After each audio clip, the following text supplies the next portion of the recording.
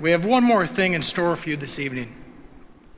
With his vast experience of working with cooperatives across the nation, we could think of no better representative of the cooperative movement and cooperative spirit than our good friend, Vern Dosch. He's a lifetime leader in technology, the rural utility cooperatives and telecommunication providers. Vern spent his career living and promoting the cooperative business model. He was formerly the president and CEO of the National Information Solutions Cooperative, or NISC, or NISC, which has an office located just across the river in Mandan. Under Vern's leadership, NISC became a leading provider of IT and software solutions to the electric cooperatives and the telecommunication cooperatives across this country. Vern is also a noted speaker, a published author of the book Wired Differently, which is about the cooperative business model, servant leadership, and shared values. We are honored that he is here with us this evening. Please help me welcome Vern Dosch.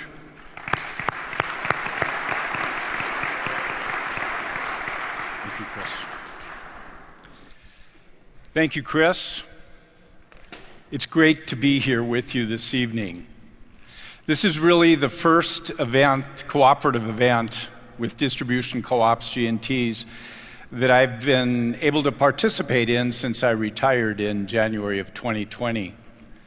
And I can't tell you what a tremendous feeling it is to be back here, to be with you, to be with my people, right? I want to thank the board of directors and management of Basin Electric. Thank you, Todd and Chris and Paul, for giving me this opportunity.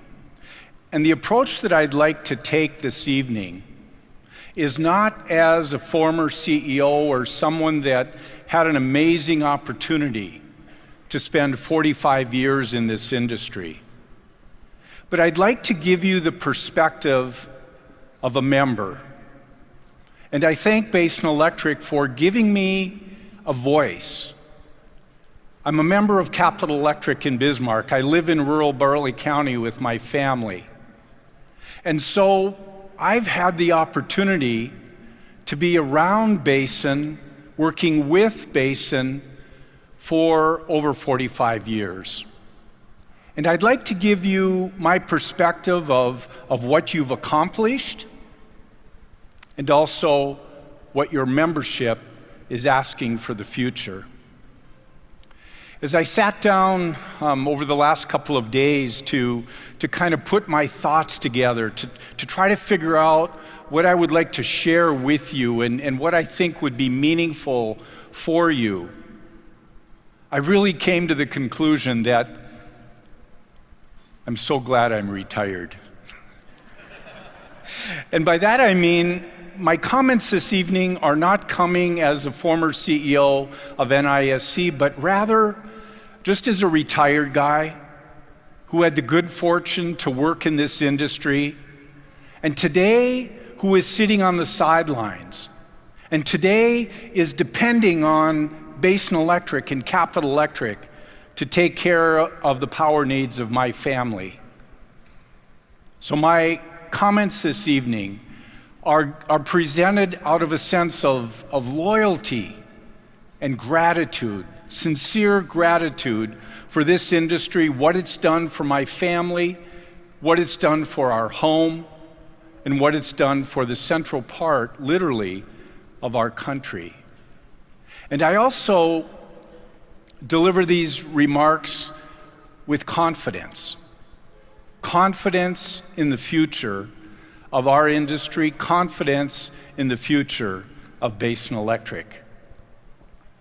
60 years is a tremendous milestone.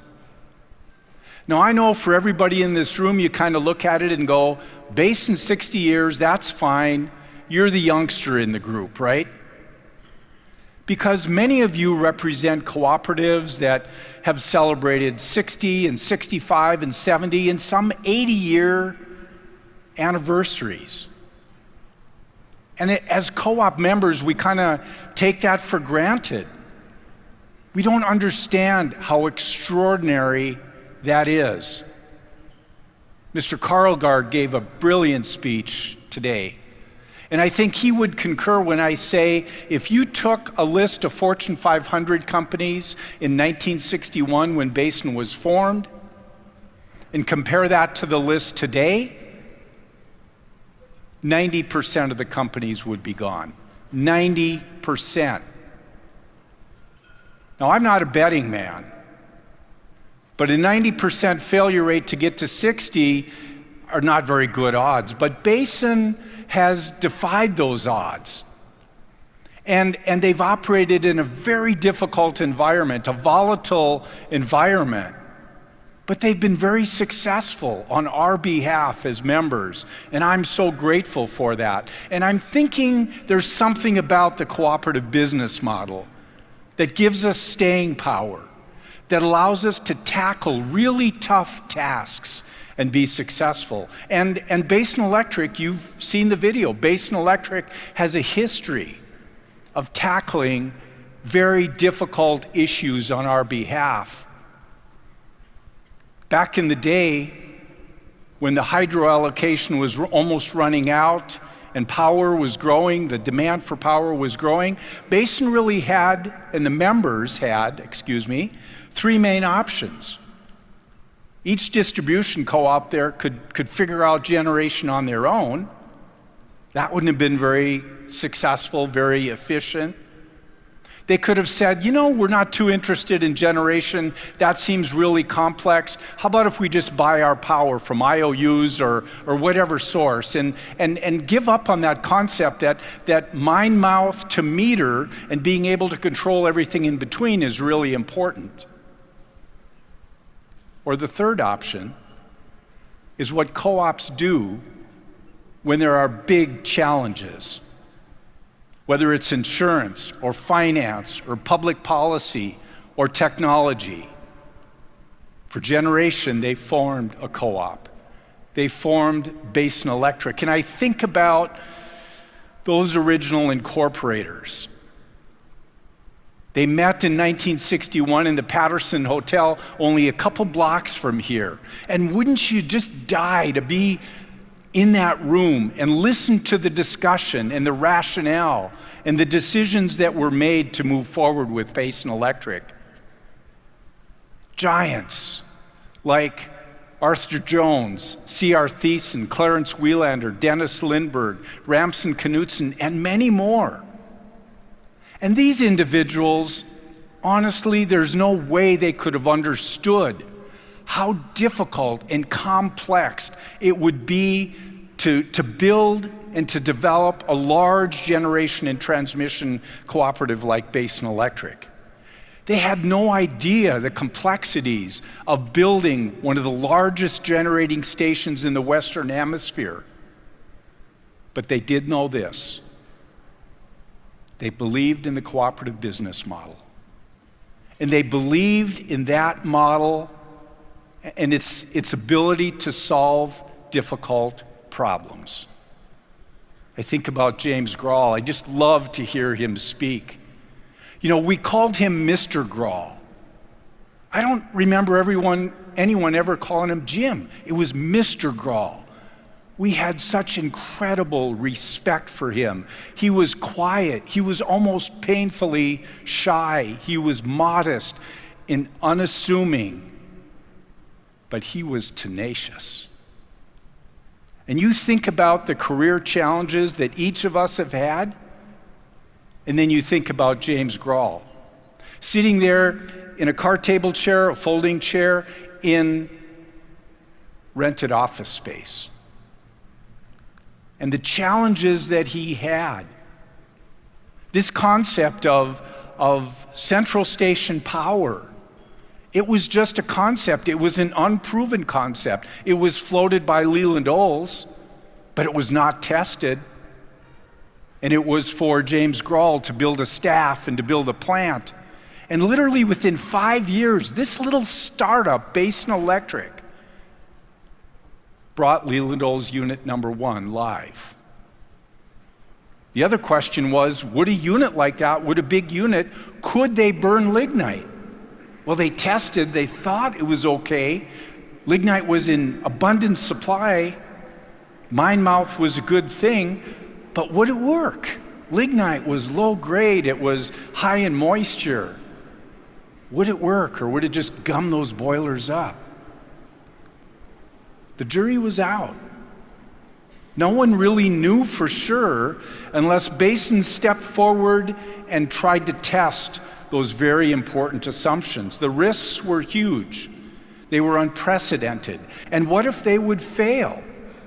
What would the ramifications be if they got 4, 5, 10 years into this and said, sorry, it's not working? What would have happened to the distribution cooperatives?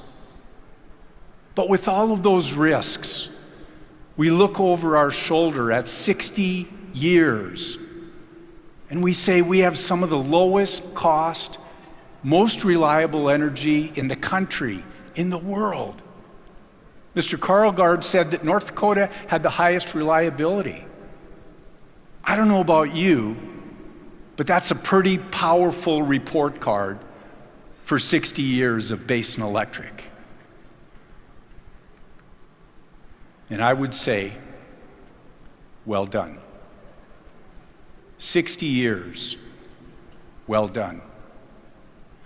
But it begs the question, what if Basin wouldn't have been formed?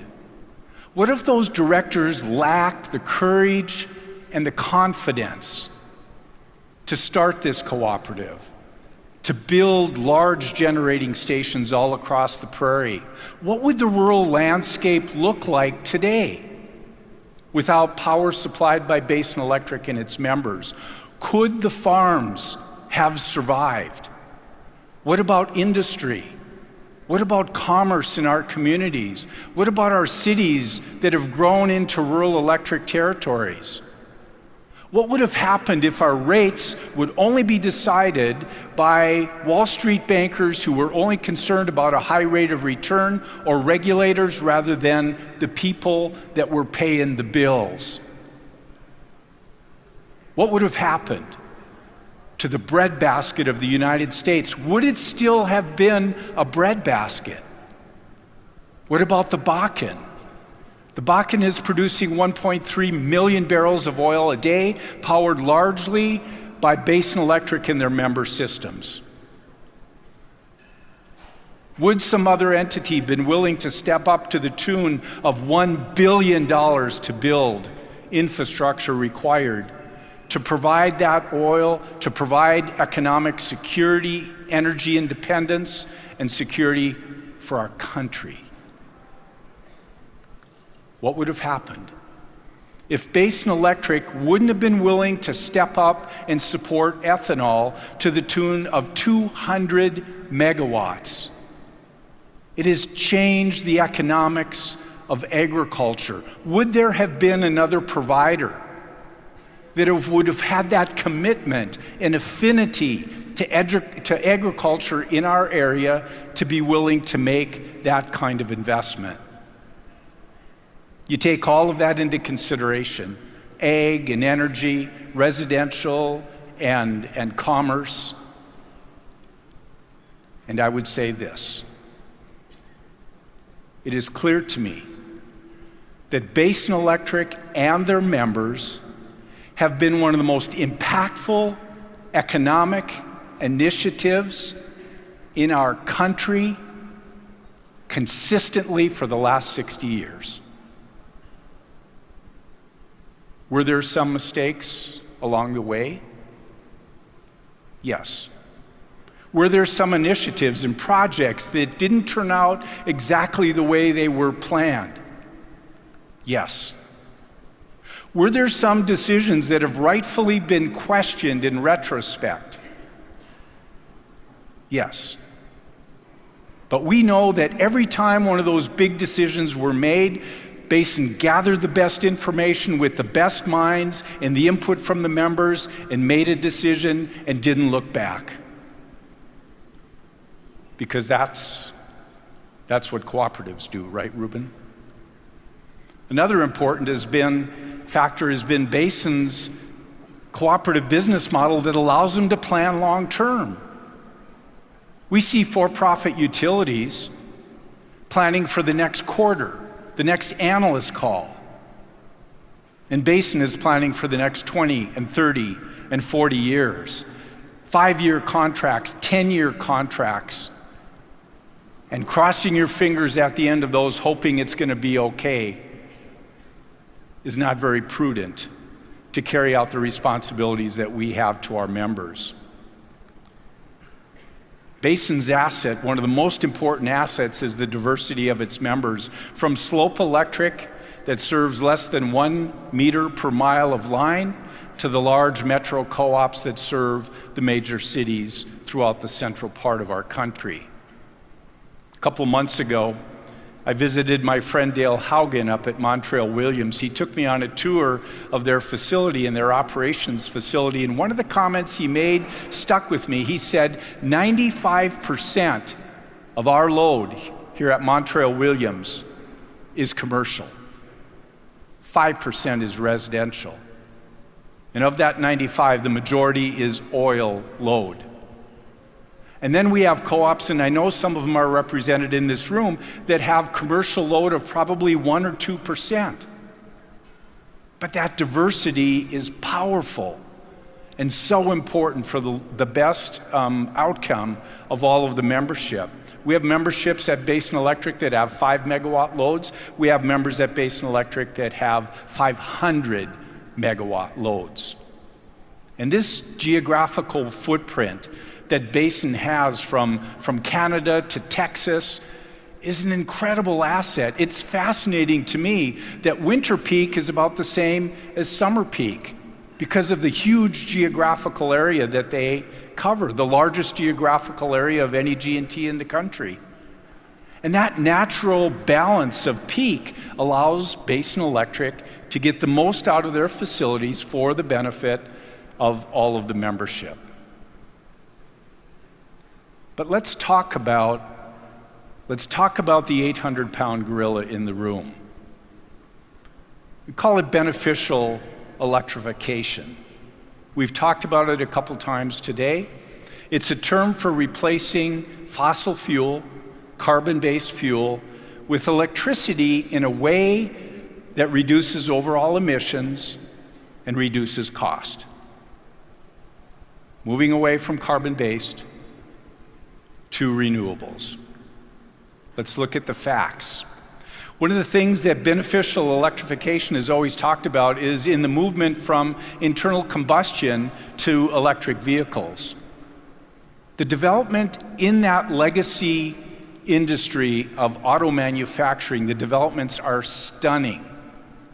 Legacy auto manufacturers have committed $300 billion to convert their business from internal combustion to electric vehicles.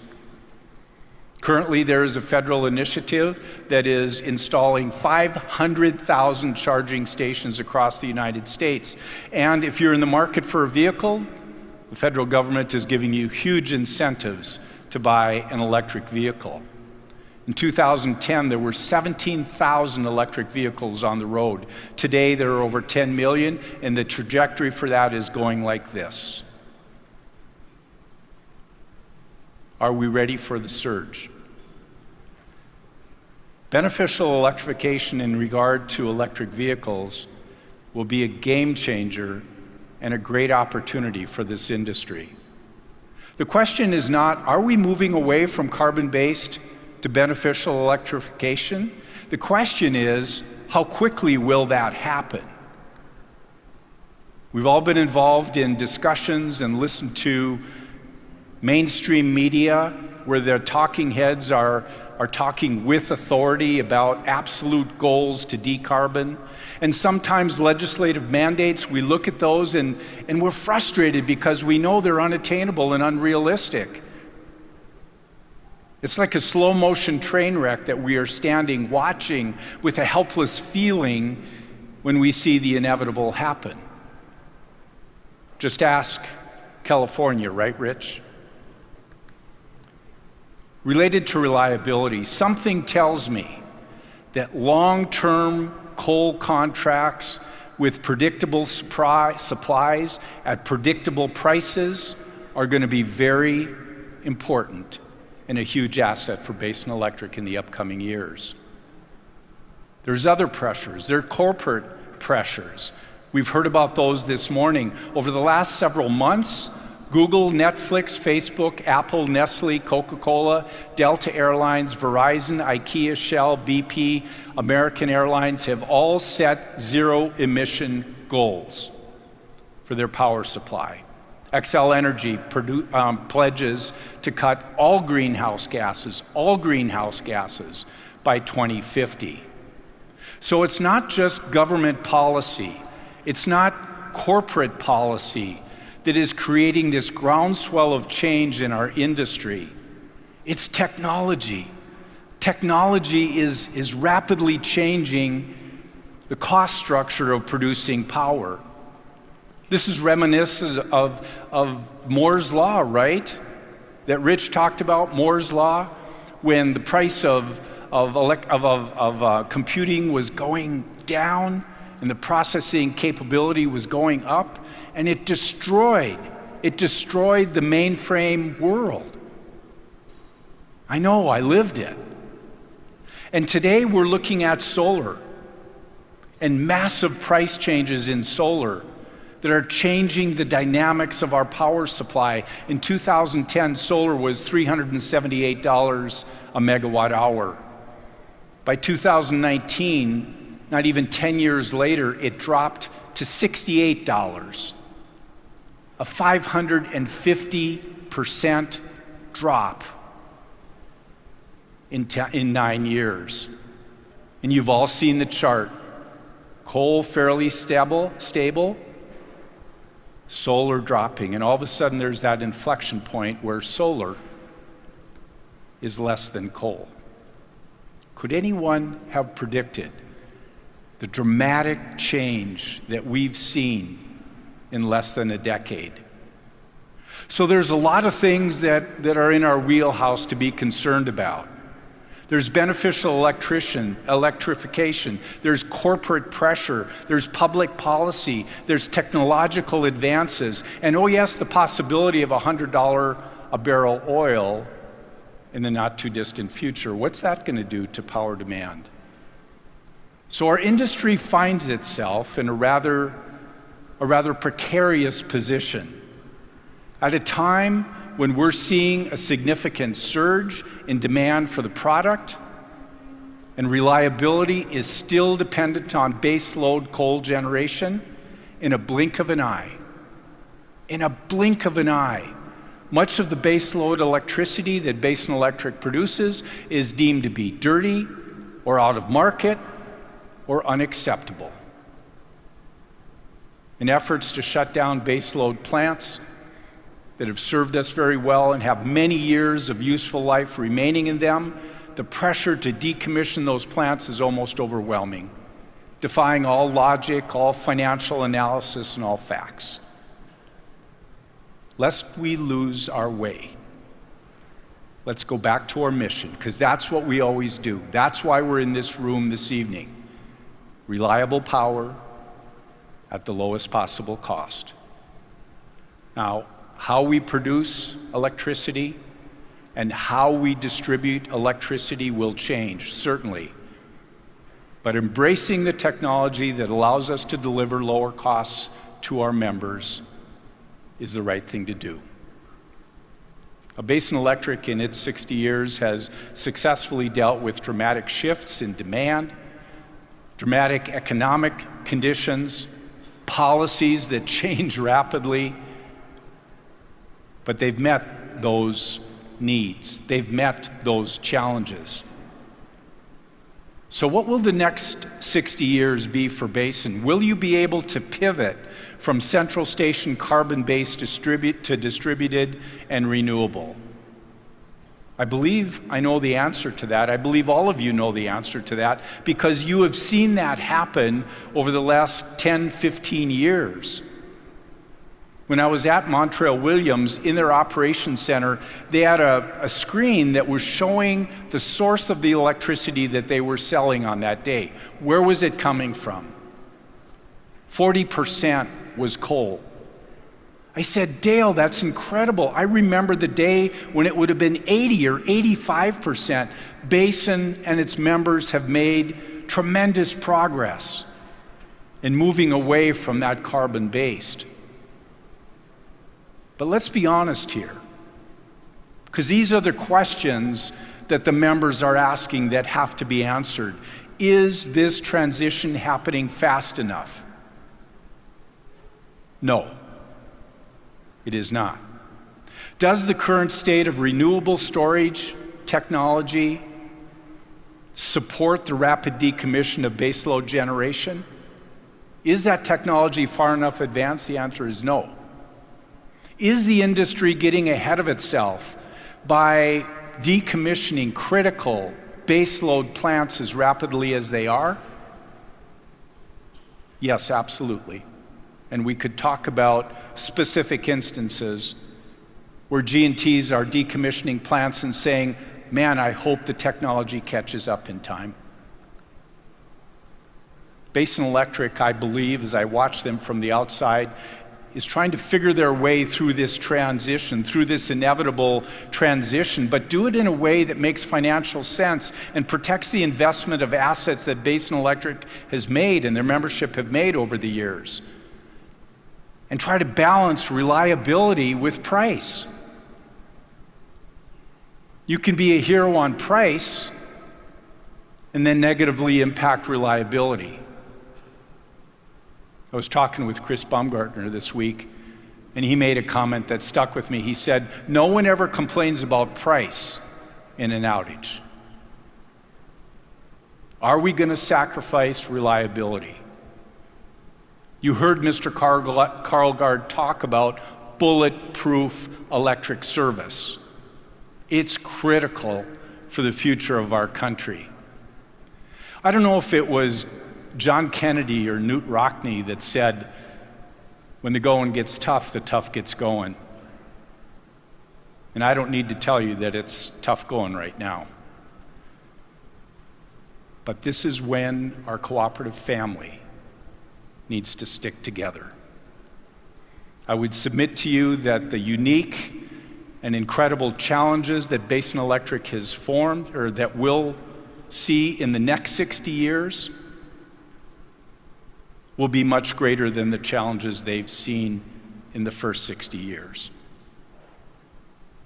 But I believe Basin Electric is better positioned to handle those than they were in 1961. When Basin started, James Grawl, that's all it was. It was an idea. It was a vision that hadn't been tested.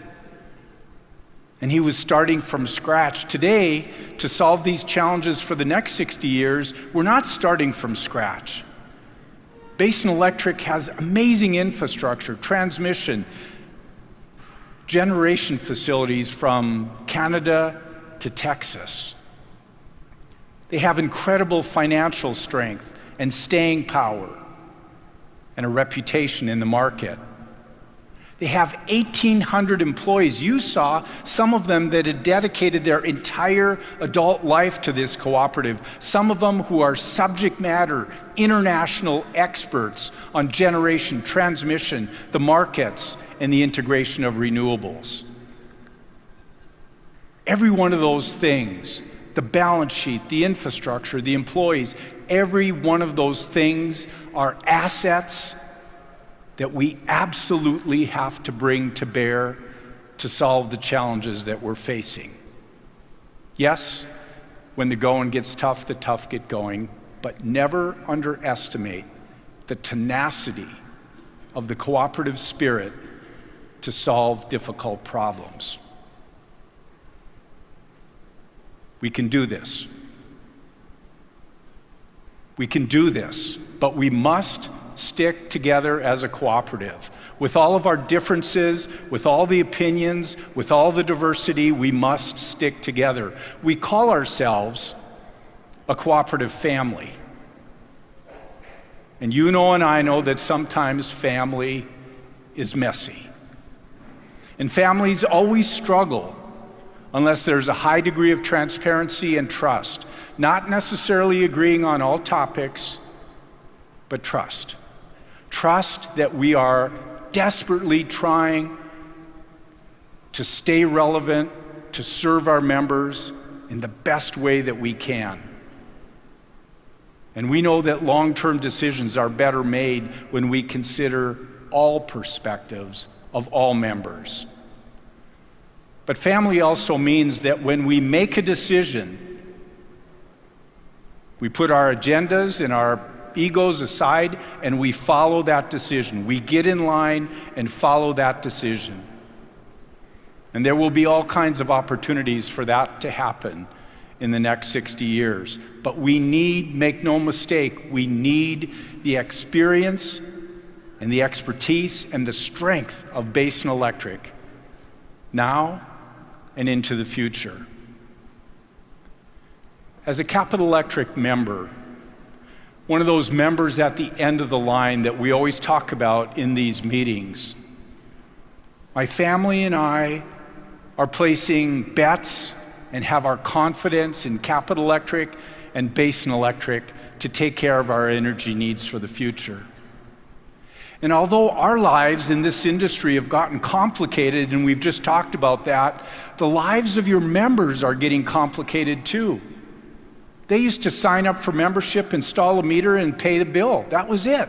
Maybe go to an annual meeting every once in a while. But today your members are being bombarded with solar salesmen and storage salesmen and electric vehicle possibilities, and they need your help.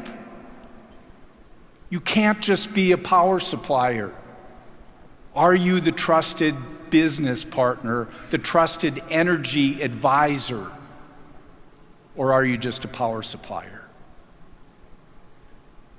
If you're just a power supplier, you are not meeting the needs of your members. Congratulations, Basin Electric, on your 60th anniversary. My sincere gratitude, and I speak for the 4 million members that you serve, my sincere gratitude for all you've done, for the sacrifices you've made, the leadership that you've shown, the tough decisions that you've made. My sincere gratitude for consistently delivering on your mission of low-cost, reliable energy. And here's to the next 60 years, because together we are Basin. Thank you.